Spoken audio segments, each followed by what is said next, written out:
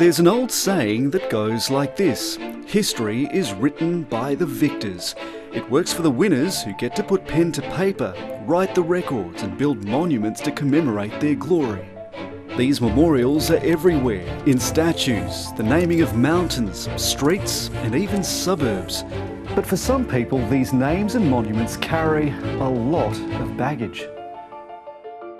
For Australians, a figurehead more ubiquitous than any other is this man, Captain James Cook.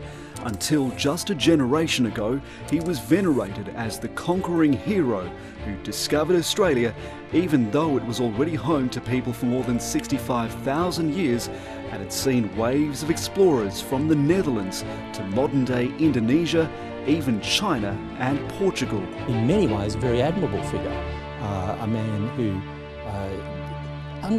performed an incredible feat of exploration.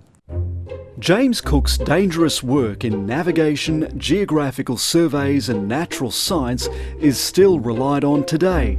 And he's not the only one. John Batman, who founded modern-day Melbourne, was known as a tireless entrepreneur.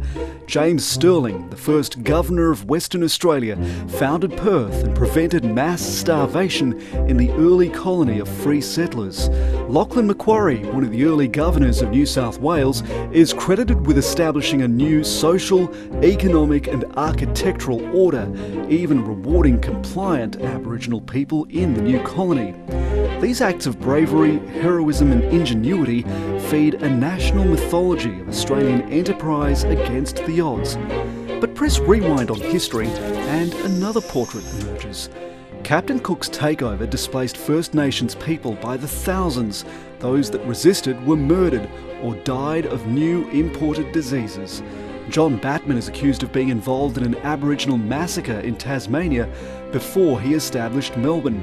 Captain Stirling led expeditions that brutally killed Indigenous locals in WA, and despite his reputation for benevolence and compromise, Lachlan Macquarie is known to have sent out the military to capture and kill Aboriginal dissenters who defied invasion. So, what does that mean for the story of the founding of modern Australia? Why should Aboriginal people have to suffer the indignity of seeing these racist murderers and mutilators of our dead being honoured in a statue that was put up well over 100 years ago? I'm not interested in the debate about what people want to tear down. I'm interested in what people want to build up. It's very un-Australian, it's disrespectful and it's wrong. This isn't a uniquely Australian dilemma. Across the world, monuments are under attack. Protesters have torn down and defaced Confederate landmarks in the United States, a statue of the slave trader Edward Colston in England, and another, Belgium's King Leopold II, whose reign in Africa left millions dead.